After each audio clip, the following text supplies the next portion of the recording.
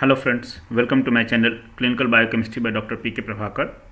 Today we are going to talk about molecular markers, which is also called as genetic markers, or we are also going to call it DNA markers.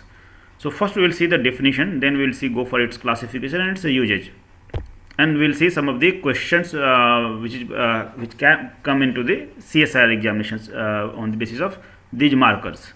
So first, what is this molecular marker? These molecular markers is a gene or it is a DNA sequence, DNA fragment, which is present at a specific location on our chromosomes, and which normally we are going to use for identification of different individual or differentiations or variations. So normally you can call it, these molecular markers can be described as a variation in the genetic sequences. So these molecular markers can be described as a variations which come due to either because of mutations or because of the alteration in the presence of the place where it is going to be present on our chromosomes. So either because of mutations it comes, or because the place of this markers has been changed. There are a number of markers we are having like RAPD, RFLP, AFLP, SCAR, SSR, SLP. So many different type of markers we are having. If you see this gene sequence, so these are the gene sequence of the three different individuals. You can see they are having this base pair, 10 base pair sequence that is repeated many times. So like normally this repeated sequences, which is this sequence, it is repeated here. It will be 6 time repetitions are there. So this is called as repeated sequences, or the. So in this individual 1, this is 6 time repeated. In individual 2, there are 16 repeats for the same sequence. In individual 3, there are 10 repeats. Normally these repeated sequence, they are non-coding genes. So they don't give any kind of messenger RNA or normally proteins, but it will be transformed from one generation to the other generations, or from both the parents to the offspring, depending on its nature. So generally they are called as silent gene also.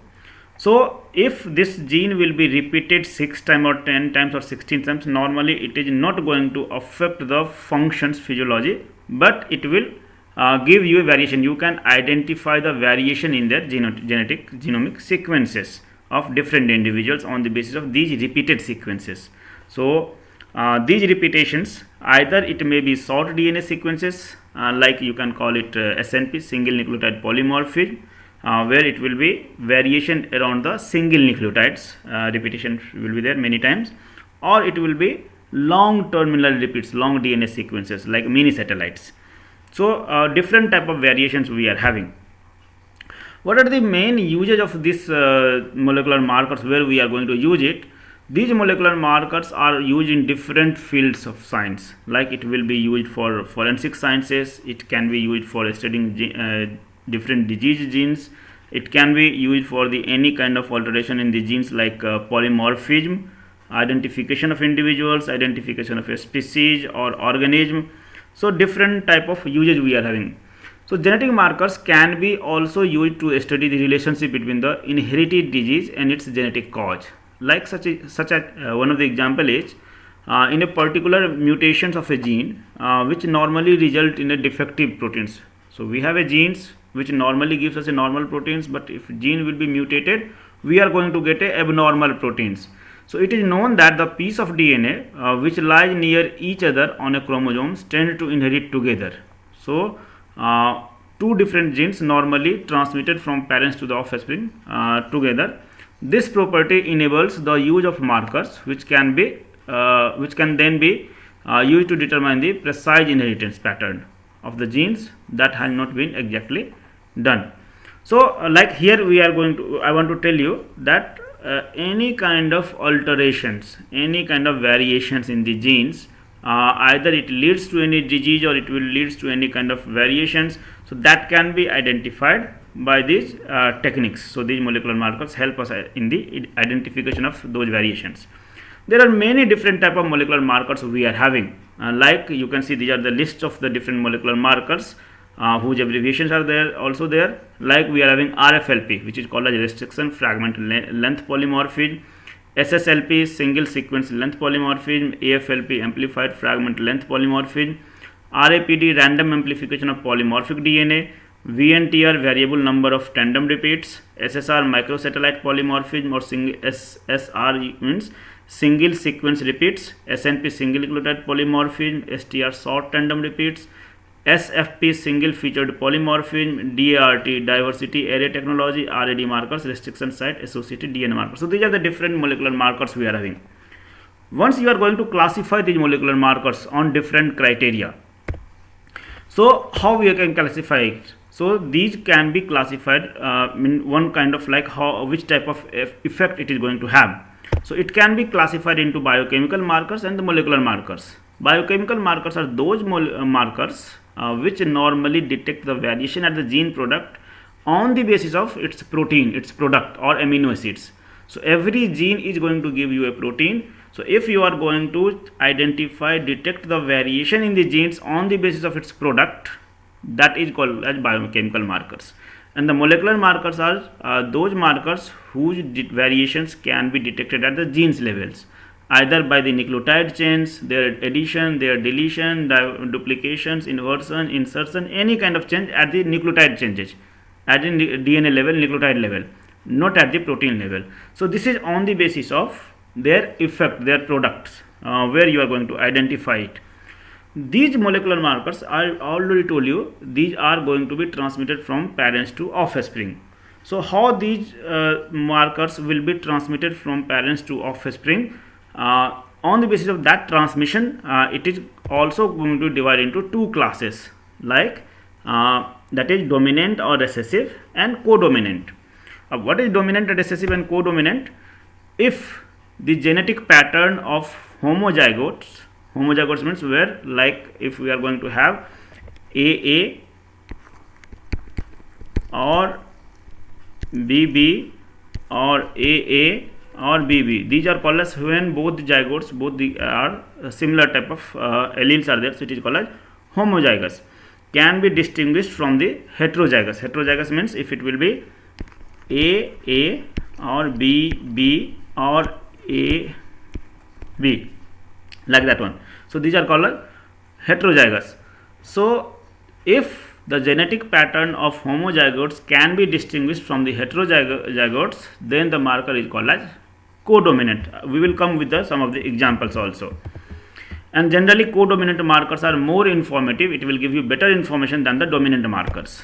So there are whatever markers we have seen, it can be divided into two different groups, means codominant and dominant markers, like SSR, STR, RFLP. These are codominant markers, and dominant markers are RAPD, AFLP, SSR. These are dominant markers. We are going to see one of the examples. Like here you can see two different pattern I am going to show you. This is the parent 1, this is the parent 2, and this is the first generation. So if you will see this genetic pattern from this parent 1, so it is going to be transmitted into the offspring, and if this is from parent B, this is also transmitted from the parents to the offspring. So offspring will have the genes, the whatever genes present in the both the parents. So from here also it will be transmitted here, offspring, and here also it will be transmitted from here. Means you can say like that one, if A is the gene for any characters, so like for organism, for plant, anything. So A, if you can assume that A is wild type, and this small a is the mutant form. So there are three possible genotypes. So either it will be homozygous AA or homozygous AA, or it will be heterozygous. So these are the three possible variations, possible genotypes may be possible. In case of codominant markers, when you do a PCR, you can see both the bands for A, capital A, and a small a on the gel. So like you can see here, you can see a band for here capital A also, means this is capital homozygous, so you can see that band also in the of first generations. Here you can see a small a bands also in the. So here you can have three different type of bands you can see here, means the gene can be transformed from both the generations. Now in this case, so this is called as codominance, means both heterozygous conditions can be evaluated here. So codominant, when you are having a codominancy characters, codominants can detect the heterozygous conditions. As you can see, this is the heterozygous and it can give you bands also. So advantage of this one is that you can distinguish AA from the AA pattern, or AA from this AA pattern. So you can distinguish it on the genotypes. Other thing is, in case of dominant, you can see it can show you only the pattern which is present in the homozygous conditions. It does not have any pattern from the recessive parent, means if this is the recessive character, so you don't have any pattern from the recessive parent, so you don't have anything here. It means it can show only the pattern with only the genetic characteristic which is coming from the dominant parent. So only one band you can see, that is, so it is showing you dominant characteristic, and when the pattern from both the parents are visible into the offspring, it is called as codominant. So codominant markers will clearly show you the band for homozygous dominant like AA. So you can have a band for homozygous AA. You can here also you can have a dominant band for homozygous recessive. You can have a band for heterozygous also. So you have all the three bands when you are going to run the PCR. But in case of dominant markers, will show all the allelic pattern in a genotype. So it will not show all the band. Here you can show all the three possible genetic characteristic feature, genetic genotypic structures will show you a bands. But in case of dominant, you can see only the dominant characteristic will show you the band, not the recessive, not the what we call it heterozygous conditions. So this is the basic difference between the how dominant and recessive character works. Now we will see some of the questions which came into the previous year in the CSIR. Here is the first questions that is coming from the CSIR 2018. A polymorphic DNA sequence are used for molecular identification, that is short random repeats and single nucleotide polymorphism are used as a polymorphic markers. The table below summarizes the status of autosomal SNP, autosomal STR, mitochondrial SNP, Y-linked STR for 4 different individuals. So here are the individuals A, B, C, D. Out of this related to the each other representing parents in there of 2 children. So here out of these 4, 2 will be the parents and 2 will be the offspring. So you have to identify who are the parents. So either A, D are the parents, or B, C, A, C is the parent, or B, C is the parent, or C, D is the parent. So now because it is Y-linked means, so certainly Y is present only in the father. So if this will be the father and this will be the mother, means if you will see this option C and D, so certainly 2 mother, these cannot be, both cannot be the father and mother. So C, D is not the correct option here. Individual C and D, you will not have C and D are the parents, because both does not have Y gene. Now if you can see one of the any of this autosomal like SNP, you are going to say it. So if you are having SNP for C and C, so if you are going to cross between this one and this one, A and B, rather we don't have any option for A and B as a parents, but if you are having these 2 will be parents, C and C and C and G, so we can have possibility that we can have C offspring also, we can have C, G offspring also. So both type of offspring will be possible. Similarly, if we are going to cross between A and D means C and C. So if you are going to have a one parent having CC, second parent will have CC. So in both the cases we are having only one kind of offspring, that is C and C. So but if A and D will be the parents, so offspring cannot have C and G. So certainly this is also not the correct option. Third is A and C. So A and C means if you are having C and C, and second thing will be C means C and G. So then it might be possible that you are having C offspring also, you may have C and G offspring also. So this might be the correct option, second one. Now we'll see B and C. In case of B and C, we are having C, G and C, G. If you are going to have this type of parents, so certainly you are having only one type of offspring, that is C and G. So, but if B and C will be the parents, then certainly CC will not be the offspring. So A is not correct, D is not correct, C is not correct. Sorry. So only B will be the correct option. So only this will be the correct option. Right?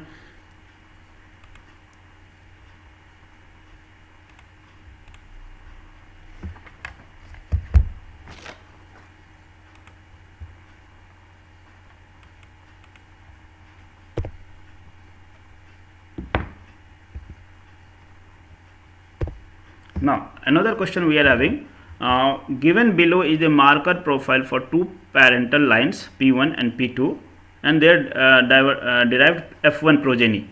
So you have to find out which type of marker is the marker that is representing in the above figure is the most likely to be. Here we are having four options.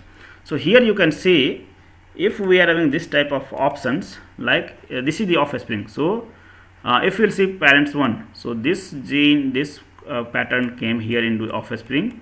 From here also, if we are going to see, this came here. So in the progeny we are having both genes comes from the P1, parent 1. Now if you see the pattern parent 2, so from here only one gene is visible, which is this gene is not present at all. Means the offspring is having only one character, means all the genes coming from only one parent, not from both the parent. So we have already seen this one. If you are having characters will be transmitted to the offspring from only one parent, only one kind of parent, then it is called as dominant kind of genetic markers. So in this case, RFLP and SSR are codominant. We have already seen it. SSR is codominant, SSR is codominant, and RAPD is the codominant. So here the correct option will be RAPD, because it is the only dominant genetic markers we are having. This type of pattern will be visible only in the dominant. Same time, if I will give you another example, like for F2 generations where gene is visible from this type of pattern will be seen. So if you will see here, this gene coming from parents 1 also, this gene comes from parent 1. If you will see the parent 2, so this gene is from parent 2 also, and third band that is from parent 2, means both all the bands here is coming from both parent 1 and parent 2, means we are having, when the genes is visible in the offspring that is from both the parent, both the kind of recessive and dominant parent, it is called as codominant. So you can analyze in this way. So these are the some of few questions which come into the previous examinations. So this is all about for today, for the basics of genetic markers. If you have any query, any comments, you can write in the comment box. If you want any specific topics to be discussed, you can write in the comment box. I will make a video. Thank you very much. Have a nice day.